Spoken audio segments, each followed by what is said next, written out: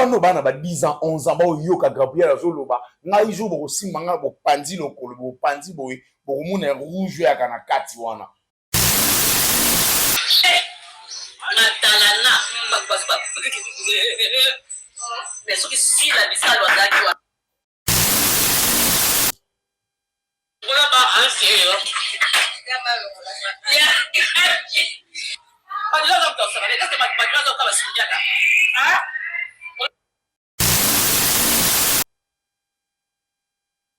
histoire vraie.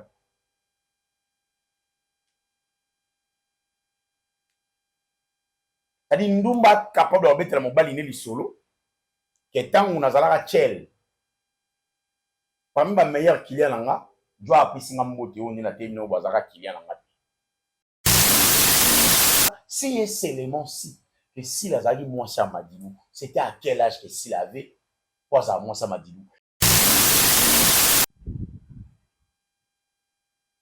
Yagabe Monia Fande. On s'est rappelé les sous. Zambe malamu Jehova. Zambe malamu. Mwaka kwa moto te. Atika kwa moto te na mananiso. Atika kwa moto te. Zambe malamu Jehova. Zambe malamu.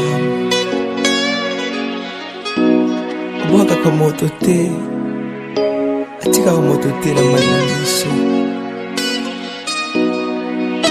Atika kwa moto te. Zambe malamu Jehova. Zambe malamu. Mwaka kwa moto te.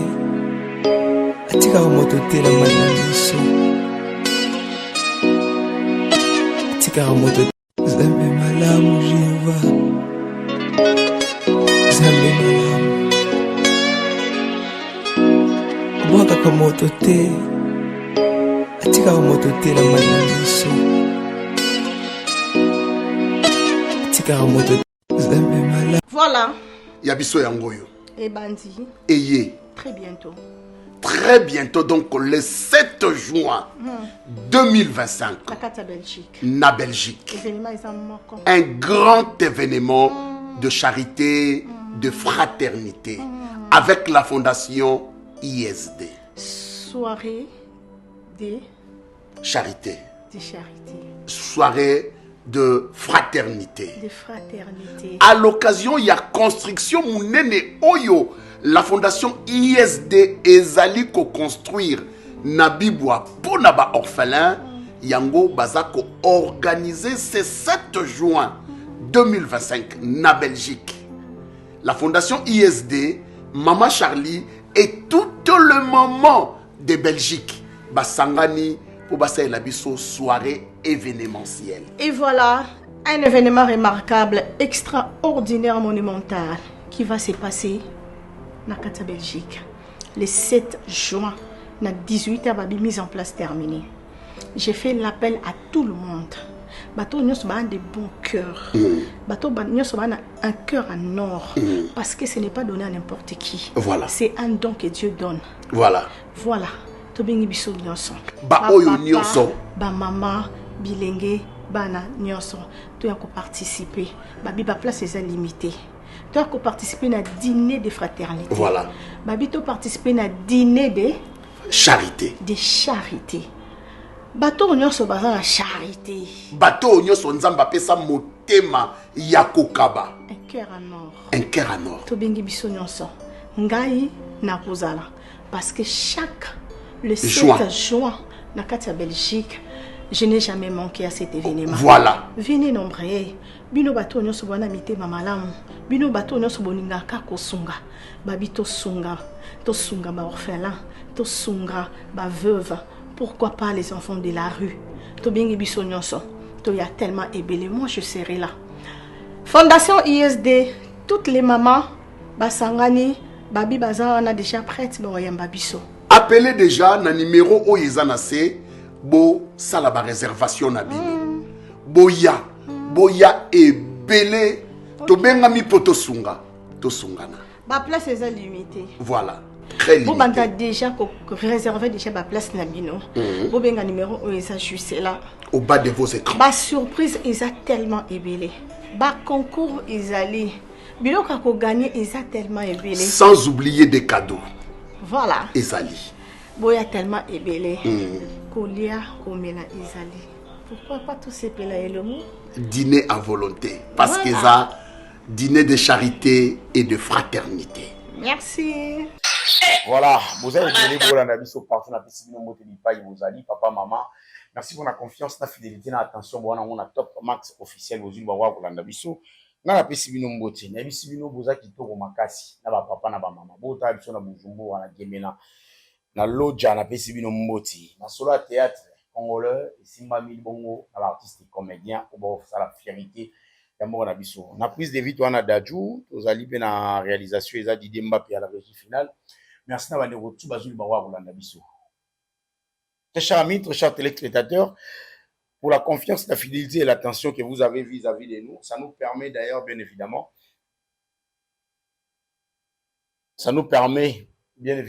de vous savoir très très nombreux en train de nous suivre en ce net moment. Merci beaucoup, Naba Mama, tout le monde a Bissou, Sylvie Napesio Mbote, Sylvie Jenzoli, Yangonango Yalosako, il en a pas Kolanga, on a la moto à Zanango, Sogi Zato, on a pas sur la Kimi. Syndicat porte, s'il vous plaît. Et puis, s'il faut calculer, on s'allie encore. Maman bébé J, maï pas fait 4, on ka, na la iso, ngamo, le sac on a yo, bolole kemi, zobandengai. Merci beaucoup à maman bébé J, merci beaucoup aussi à maman Claudine Bokatola. Yabatoya papa papi Bokatola. Aussi à ya maman José Lusadisu. Yabata papa papi Lusadisu. Aussi à ya la maman chérie à moi aussi. Je vous salue énormément. Maman Albertine Diasonama, je te salue. Maman Alpotre, je te salue. Glorfie Mwaka, je te salue aussi. Glorfie Mwaka, je te salue. Ma sœur, moi, ma mère, je te salue en tout cas. Merci beaucoup à Aurélie Mafouka Bola Mosopani et Bélé Zotanga en abondance. Tout senga papa Diama, merci beaucoup. Ah, merci beaucoup aussi à maman Katez, je te salue. Dada international, ça Gambongo, Balia Mugolo Moro Théâtre Zambongo à condition. Chose à Robert Libouma, tout pour Robert Libouma, pas aussi son nom, Kolomoko. Baliagi Basepela Wabagi, Bondé Zalakat. Elle s'appelle Dada International, la star, la fille de Mama Top, je te salue. Aussi, à Omega Nganga Mukongo Maboko Pété. Ça dit, so Kutanina, il faut savourer, il faut s'épeler ça, il faut donc, voilà, Omega Mukongo Maboko Pété. Aussi, à mon ami Seda Koulouki à Kabaranaye, je te salue, Seda Koulouki. Merci beaucoup. À Chancelier, mon ami Galor Chancelier, je te salue aussi, il est de notre aujourd'hui, il est parmi nous en Sahara, mon ami, Galor Chancelier, je te salue. Merci Nabandego, tout, maman, tout. Vas-y, Bawa Rolanda Bisso. Sincère condoléances à la famille éprouvée et joyeux anniversaire, on a tout, vas-y, Bawa Rolanda Bisso. Mbote Nabino, Lipa Bino, cette émission est dédiée particulièrement à une dame qu'on appelle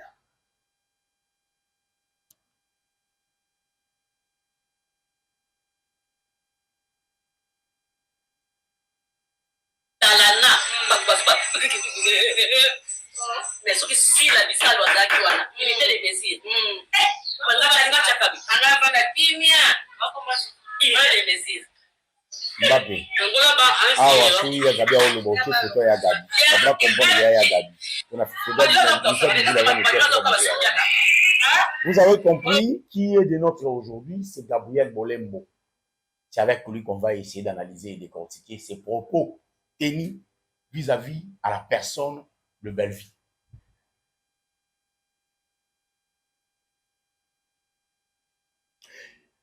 Na bandi émission awa eza moi likolo. Lelo oyo, il y a ce qu'on appelle la dépravation de mœurs. Côté artistique, il y a des artistes musiciens, artistes chanteurs musiciens qui chantent pas mal de bêtises. Bana ba oyembango. Chuba chuba ngaye, salanga yezo mona, des bêtises. O chuba nini. Bref, toi responsable, il y a compréhension, il y a mon côté. Chacun de nous a sa manière de comprendre des choses. Chacun de nous a sa manière de voir des choses. Mais ce qui est sûr, il y a ce qu'on appelle la dépravation de mœurs. C'est-à-dire, mœurs, c'est comme aux ala kotengama, mais comme dérouter là. C'est-à-dire, comme au tengama. Pourquoi? Parce qu'aujourd'hui, nous avons des pédoulas. Un homme qui se dit, avant moi si, débarque à la télé pour insulter d'autres personnes. Il y a le système qu'on appelle aujourd'hui 2 fois 2 fois. C'est-à-dire, tu as en même temps femme, tu as en même temps homme. Tu as en même temps homme, tu as en même temps femme. Mais il y a aussi des hommes qui s'est transformés uniquement pour devenir femme. Bah, envahir la télévision, les lots. Bon, ça va mot insensé.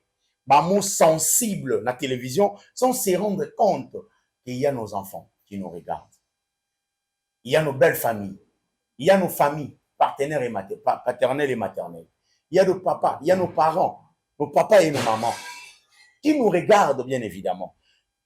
Mais il y aura Gabriel Oloba, bêtise na plateau. Des questions ici, quand ils allaient.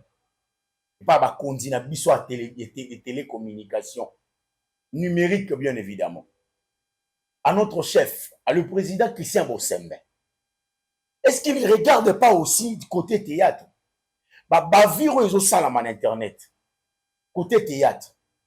Que pensez-vous, monsieur le président? Avec tout honneur, je m'adresse à vous. Que pensez-vous de la personne de Gabriel? Il y a la dépravation de mœurs côté à votre théâtre. Qui en l'heure, c'est Gabriel. Gabriel, le avec la bêtise est belé. Et belé. Mais nous avons vu. Et les qui a en toile l'internet, tout le monde a vu comment Zing Sen, celui Zing Sen a été interpellé parce qu'à l'Obagi, ah, Zoye, Chai, ah, monsieur Liko, n'a cadre sentiment. Il était interpellé. Nous avons tous vu comment il s'appelle, DJ Momboshi. Nakati Rouge, Penezama, Okitimukia Liboulou. Il a été interpellé. Rebo, il n'y a pas trop longtemps, il y a 4-5 jours. Il a été interpellé. Mais comment Gabriel n'est pas encore interpellé? Parce qu'il y a la dépravation de mœurs de sa part. Elle a une grande partie de la responsabilité de l'éducation de nos enfants qui arrivent. Bano bana ba 10 ans, 11 ans, ba yoka Gabriel azoloba, ngai jo bo simanga bo pandi lokolo, bo pandi bo mona rouge ya kana kati wana. C'est Gabriel qui tenait des propos pareils. C'est Gabriel qui tient des propos, qui tenait des propos. Ya roloba bêtise otoloba na acte sexuel na lingala na koto loba yango te. Gabriel roloba ngo na télévision, tranquille à l'aise. Tranquille à l'aise. Mais comment vous laissez Gabriel aller au-delà? Il y a Roloba na télévision. Aza libre. Azo tambola. Roloba, ngai mutu na lia Diana na Makemba. Ngai mutu na boma Suzy Bantu na selela e film. Comment vous permettez à cela arrive? Attends, nous sommes des Bantous. Nous sommes des Bantous. On peut permettre tout, sauf ça. Premier point. Gabriel, l'auteur de la dépravation,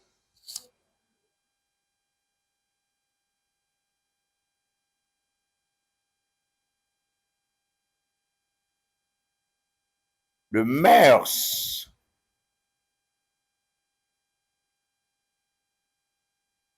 l'auteur de la dépravation de mœurs aujourd'hui de côté théâtre, s'il faut parler, être franc, être clair, c'est Gabi. Pourquoi? Parce que Gabi a un ami balé. On se rend dans l'éducation, il y a pas de. Est-ce que qui a éduqué les enfants de Gabriel? C'est Gabriel ou bien Koko na bango? Mais bana ba coller pas maman na bango parce que et pas papa na bango parce que soki bana ba kolaki. Soki bana ba kolaki na maboko ya Gabriel, balinga baza na éducation malamu te parce que maman a na éducation malamu te, maman débarque à la télé pour nous expliquer, pour nous étaler les mots. Par langage tu utilises la code entre nous les amis adultes. Gabriel se permet à utiliser le langage wana.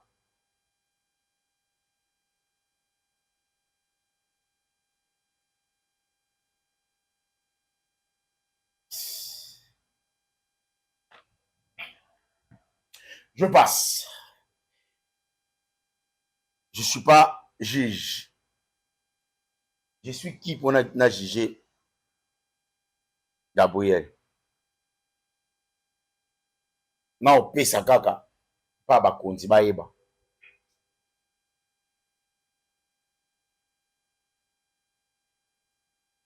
Makambo Gabriel osala ya kitoko mingi te. Toyoka ba propos à Gabriel et pas ya ba comédien. Matalana. Mais ce qui si la bisalo azaki wa. Matalana, cela veut dire Batubaye, Baolinga Bamona Bango. Je me rappelle de cet langage. Paix à son âme, mon ami Jimmy Bokelowawa, quand il était en vie, il parlait comme ça avec copine Naïmou Bano vivre naïe, Sarah Chipanda Jutisani, Aloba Alobi, Yohana Matalana, Wana Matalana, mais je ne savais pas ça signifiait quoi après, Nayo Yokango, dans la manière en moussous. Gabriel Alobi Matalana. Matalana, c'est-à-dire quoi? Et à qui a adressé langage à Matalana? À Lé Andaya, point d'interrogation. À Bellevue Kandi, point d'interrogation. À Marie-Jeanne Bololé, point d'interrogation. À d'autres personnes qui étaient là comme invitées, point d'interrogation. Mais pour comprendre qu'il s'agit bien dans ma pensée, naïe, elle a ciblé Bellevue et Léa. Pour comprendre tant à lobby, ce qui est là ici, là, l'unité de mesure. Al Vanda. Mais attends. Et si dans le bas, classe c'est important. Chacun de nous est responsable et a compréhension. Gabriel, même le lobby, tout le là, n'a pas obo sanin. Pas le là. Tout seka n'a pas obo sanin. Pas seka. Comment toi tu veux na place il y a esengo. Pas tu vas vendre calme. On dit ba na matanga. Le quoi unité de mesure na yo. Oh yo mesure na yo mona kaka leki yo. Soka yaki bongo ngaza na complexe d'infériorité. Oh yo zalaka nango, yango wana poser problème wana. Mais le rôle ba ninga musuba na complexe te ba moni vie na bango, producteur na bango ya kala. Major a bali, ba bi photo bina to sepela. Pona bango c'est là normal. Mais pona yo, ozo mona on kotisi complexe. On vanda li bongo parce que vous avez na complexe ya moto yo finga ka mikolo ebele, o mona raté, o yo lo ba se belva binga na ba film na ye na kokende, yo moko dans la vie, ça belva calculer yo. Après tu reviens encore pour nous clarifier des choses en disant sur la unité de mesure, au moment où on est avant la kimia, parce qu'ils ont place à fête. Tu es au bina, tu es au mela, tu es au sekpela. J'avance, mais c'est Madame Gabriel. Unité de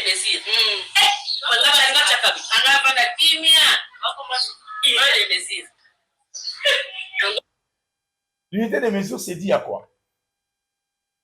Est-ce que il y a aussi la temps où on a mon calendrier Gabriel a tenu ma propos vis-à-vis na yike. Il y a une unité de mesure. C'est une manière à choler, c'est une manière à sécailler. Tony. Nasi la bino a auto benga chantage rapidement. Chantage wana ezani. Comment vous benga si la l'unité de mesure abimi et pas na bango na âge ya 53 ans.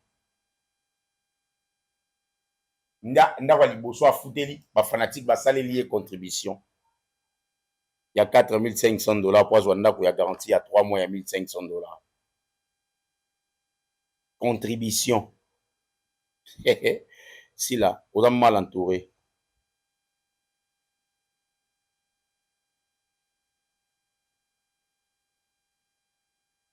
Contribution.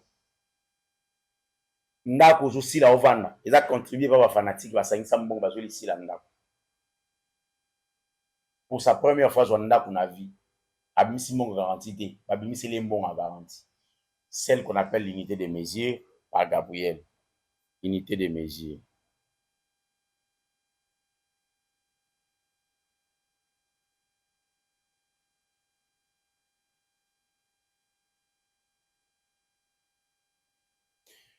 Unité de mesure.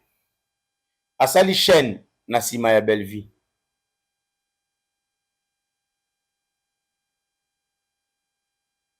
Asali chaîne na nsima ya belle vie. Unité de mesure. Azala mukala. Yabate belé au belle vie azalate aussi la zalate. Unité de mesure au Gabriel a complexé, oza complexé, au vivre na complexe. Yango moni ozalaka même na complexe ya ten na yo moko. Olio za na ten oyo zagi nango oki oluka ba produit et sali au ten oyo koma nango. Pourquoi? Parce que zagi complexé. En fait, complexe eza eloko oyo mabe ebomaka. Non complexé iPhone ya bato. Na kana besoin ekoma yanga. Nazo envier na moni ba convoitise. Ma baisse sur complexe d'infériorité. Donc, au banga mutu pas sala welo côté mais yo banga déjà. Au lenga bilo mo be o balenga raté yo lenga ngo. C'est la complexe d'infériorité. Je dis bien c'est la complexe d'infériorité. Ne oyo Gabriel anango. Xil nani Xil a été mukala Xil. S'il a été mukala Fatou Miracle. S'il a été mukala ya belle vie. Par occasion, elle a failli tomber aussi Moukala ya Dinana. Si là. Moto yo Gabriel. Na ebite soyi oazo chaka na nini na kopo za gene to za whisky. En tout cas na ebite. Moto alo makambo sans réfléchir, agitation à pamba. Yo mo na agitation na ozo ka maloba na yo na o mettre en valeur. Moto yo zo benga unité de mesure. Semblerait qu'à Sengara Saki Mora Kanga photo, à poto, mais ça qui en est se retrouve na kini. Après, mon on a benga qui est comme ma pression, ça qui en est mataga fait son avis. Mon tozo benga unité de mesure. J'avance. Yo benga unité de mesure. Unité de mesure, les alliés, n'angamu na ba complexé, ba complexé, na complexe d'infériorité, ba na complexe assez. Nangambu Nabino, j'avoue, j'assume. Unité de mesure les alliés, si là, à comme un film était, pas comme il pas ya loulé, banda carrière tilelo. Après ça a idée que afanda boa sali scénario y a au déjà na ona moto. Atikala au sala ngote puis au sala ngote avant, pendant et après sa carrière. Atikala au sala ngote. Vous vous appelez si là l'unité de mesure, c'est en guise de quoi? C'est pourquoi? C'est par quel soubassement? Vous appelez si là l'unité de mesure. Si seulement cet soubassement est appelé l'idiocisme, je suis d'accord.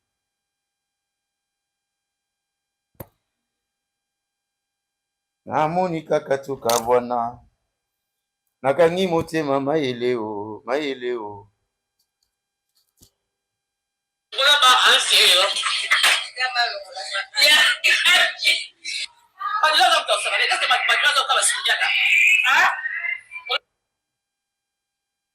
Na yawa place où mandi Gabriel yokanga mwa bien abi Madilu amto sepi osakana na été est-ce que Madilu alwa basudiata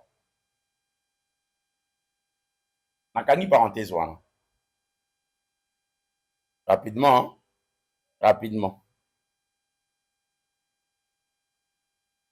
Gabriel olelaka nini na vie. Chacun de nous en a passé na ye. Passé ya mutu na mutu eza ya mutu na mutu. Chel Ndumba Mulaso comme musu abenga bango Bula na boulevard atelemi na butu banda 10 ans 15 ans akuta na mobali mo abali ya mundele akei na ye Belgique bakiti baye Paris bakiti na Château Rouge baosomba biloko yena mobali na mundele akutani na mobali moko azaka kilia na ye daju kontrolaka meter wana akutani na mobali ko azaka kilia na ye na boulevard. Ça fait 15 ans qu'il a un moni à bengi Nathalie Ndumba Tali Boye. Oh Peter, ça va? Oui, ça va. A bing mobile na ya bisi habit. Tu le connais pas? Tu sais quand j'étais encore chill quoi. C'est-à-dire, lui, il faisait partie des meilleurs clients, en fait. Histoire vraie.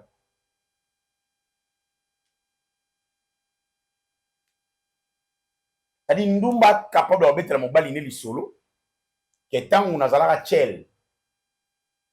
Parmi les meilleurs clients, je dois appuyer sur mbote on est na terminé au bazara client parmi les meilleurs clients. C'est-à-dire, Ndumba pe ana passé na. Gabriel ana passé na, mais Gabriel passé na ndeni. Belver ana passé na. Sila ana passé na. Sila ana passé na. Maman Marie-Hélène Lota ana passé na. Yadina na la douce ana passé na. Mimi Kabeya, elle s'appelle la douceur ana passé na. Mille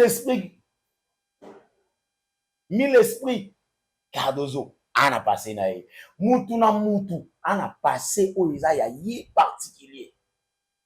Mais le resanga bon ezali comment Gabriel azozwa likanisi ya régler passé na été pour ezali moi salité parce que si vous vous souvenez ma congolais to bosana rapidement Gabriel alika na TV à quoi régler na APD na mbala ya dada mwana mama top mais mama top nous taper singa information là selon Gabriel je m'en fous nga tselo zambala ya dada ni ne produit de loin dada c'est une amie pour moi Gabriel m'a traité de PD il y a un journaliste là il a plateau na bango je m'en fous na papa bana misatu en tout cas nga linga mama basi linga mama mibali linga mama moi c'est mobile et puis Gabriel na ndenga mabete so chep magi fu comme ça mobile non o sepela ponga na mongo yo bo amongo do to yo kana bilengi mo o cha ideti po na mongo donc pour l'on a remarqué on va voir Gabriel les aranga parce que Nathalie photo afande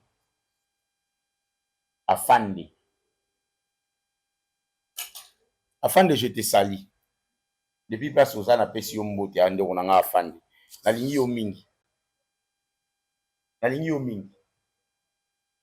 motuna nge dabo soki via yana nga via na linga mingi ya via nga akotanga na mutu de pasaka film ya via santa telema okundanga mutu nanga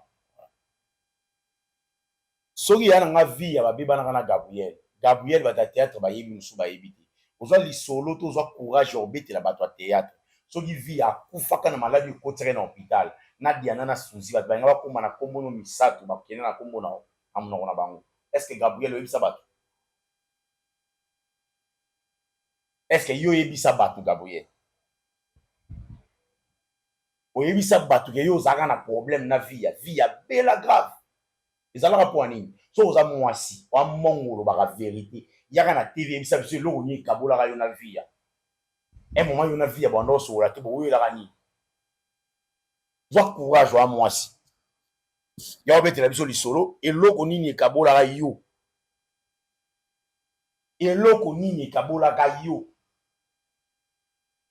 na via ememaka via tina hôpital ezalaka eloko nini parce que boyo crucifier Bellevue parce que pour Bellevue alobi o nze mwanani nze mamadilu na monika katoka bwana nakangi motema mayele o bebeza nze mwanani il est interprété par mutu musumu ta comment mutu mususu boyebi nzembo ya mawa yebisanga phénomène inyango oyo ozali oyeko yingila na kati ya ndako nanga JB chante Riva Menga c'est écrit par d'autres personnes interprété par JB. Douleur, on a préféré na lela ya kobatama, no kibaloba balarme ya krokodilo, motoaza mordu na sango ya liwa, asa l'hémorragie ya esengo na tikali kaka. C'est écrit par un Chituka de Lemba Terminis, interprété par Papa Wemba na ma campagne. Et ça, c'est Papa Wemba. Si seulement si Madilo interprétait des chansons comme Obénit, Bomba Maina yo ya miso, Okolela Masumuna yo, écrit par Lutumba. Donc, Bellevue avait juste victime il carapo à Tuni, Onzembo Yanani. Moutazaki pembeni na expliquer bien dit. Moi à sa place, ya Moutazaki pembeni na ngana loba, Nzembo ya Lutumba interprété par Madilo.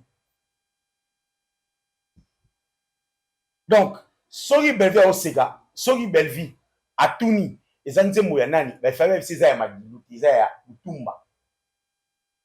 Parce que vous êtes venu à la télé, vous avez sorti médiatiquement médiocre, dans la compréhension banale. Mais après, je suis responsable parce qu'il y a réflexe, il y a compréhension à mon tout.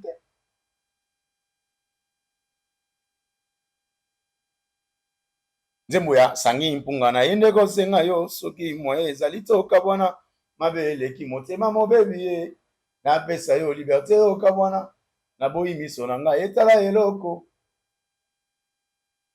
C'est écrit par Lutumba. Nzemboya papa yomba nzembo mwa yemba ya batete la boye. Oh Félix Oisé quoi a remix ça. C'est écrit par Félix Oisé quoi, interprété par Papa Wemba. Mais c'est où votre langage intellectuel? C'est où votre manière de voir des choses? C'est où votre compréhension, bien évidemment? Et ça va puis compréhension la Bible. Le gars bukanga belle vidéo na mabe, mbwani lo ça t'a pas comment dire na mabe. Gabriel pour ton information, demo ba chaîne na fête wana. Eza ya madiluti, eza ya Lutumba. Belvis wa tunagi e anzemu wa nani. Donc, soki Belvis tunagi yango na idée à sepeli sabino. Vous avez cru qu'à tunagi on a idée à sepeli sabino. Par contre, à tunagi yango a idée à live. L'intention n'était pas il y a pour nuire na personne. Tout na comment mon Belvis n'a pas parlé avec les DJ, cham musique mo benga na ozana live après na tuna o nzemu wa nani. Et puis Gabriel Ozoya Oloba. Bino bozo madilu mutu mukie, madilu a mutu mukie. Madilou fit un grand artiste, un grand musicien de notre pays. Madilou a ramona ba papa Lutumba. Madilou a sa grand, Madilou a sa grand. Et pour nous c'est ça on a dit. Pour nous c'est ça, si c'est élément si que si la zali moi ça Madilou, c'était à quel âge que s'il avait quoi ça moi ça Madilou. Moi je suis informé que s'il a été le temps où Madilou l'âge à 21 ans. Madilou n'a âge 50 ans. Moi, na moi je suis à banga papa ya bato, na pesa rabana ya papa ya bato. Parce que moi à 21 ans, aza adulte prématureux. Moi on a 20 ans, 21 ans, aza adulte prématureux. C'est-à-dire où on a stage ya mineur, a commis majeur prématureux, a commis à 18 ans, 20 ans, 18 ans, donc 3 ans seulement. À cause de l'expérience, ça vient à mon côté. Comment ça s'est passé? Il y a moi, il y a 21 ans, comme moi, si il y a papa, il y a 50 ans. Vous y en a calculé, pardon. 29 ans.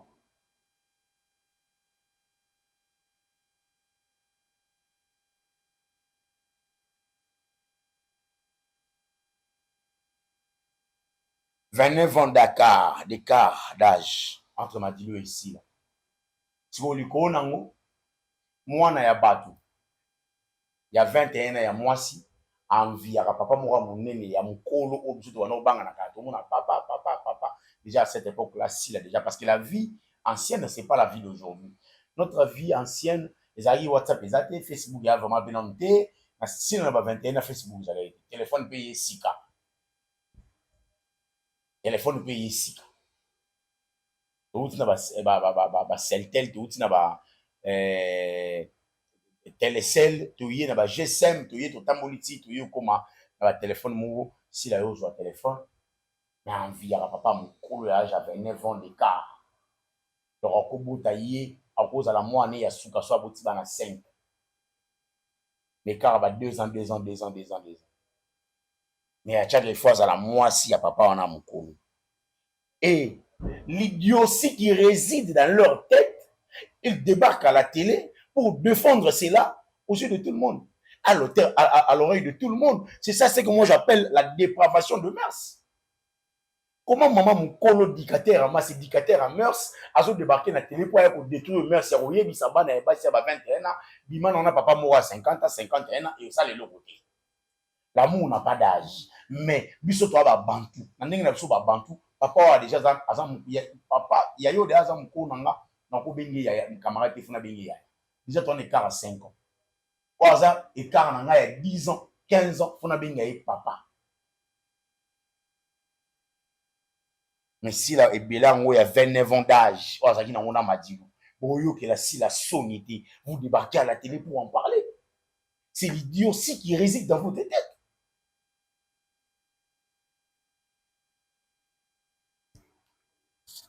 Si la Louga entourage à Malam, ouais.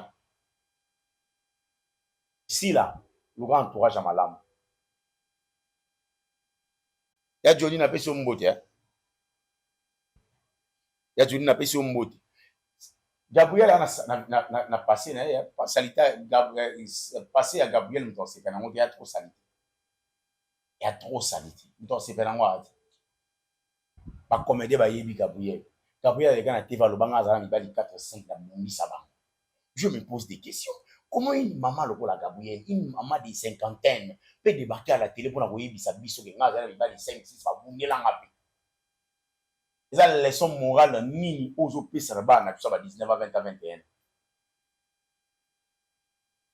la leçon morale ni aux OP Sarba fibre ou théâtre lobby.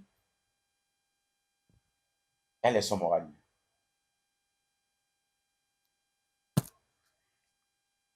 Tant yo lobby passé na yo, ma belle vie si quoi za moi sabatu na ndakwa dibala.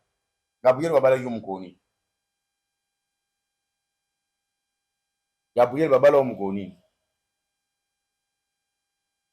Bijou la reine, bozala bijou la reine bambanda. Beaucoup tant na producteur mo boyakala, ba producteur akala.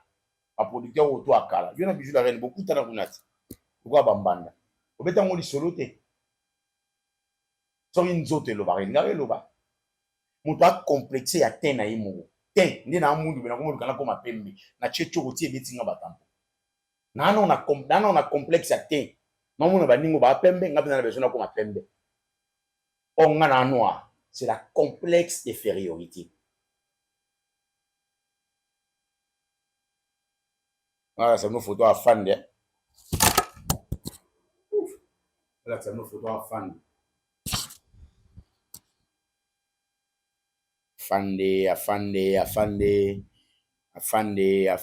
Afande. Surtout mon photo à fan de. Vous en avez idée. Afande yeyo. Tcha afande apesi kabimbote.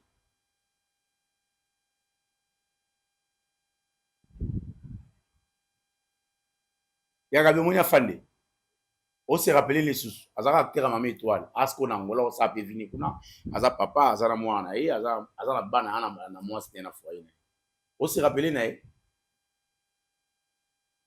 Donc avolunga pour signaler sa moninga. Longa na ya yo. Passer no ya kitoko te ya gabi. Afanda pesi mbote ya gabi.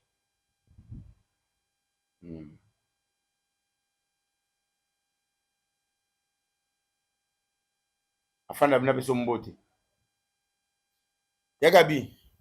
Na continue au lobby basali ngasine. Hein? Basali ngasine. La patient. Le vite on a eu la Thérèse pour bagi émission est dédiée à Gabi. Cette émission est dédiée uniquement à une sœur qu'on appelle Gabriel. Émission est à yo na dédiée au yang. Ah ya Gabi. Ndakote la koma étoile, bobé bana. Ozoya bimbanga c'est belva benga la fini na okende. Dans les so belva obenga. No renti belva ngwaza lâche wa lobi wana azaki si bolobi na elika bavandi kalme otala ka bande ko nanga to bana kalme. Ache pe sigoge so bebi na okene mabe ba kenu mabe. Ache bongo. On se voit très bientôt bande ko balandi. Ngana bientôt kutana lobby. À très bientôt. Merci à Dati qui était à la prise de vie. Merci à Mbappé qui était aussi là à la réalisation. On se voit très bientôt. Au revoir. Bye.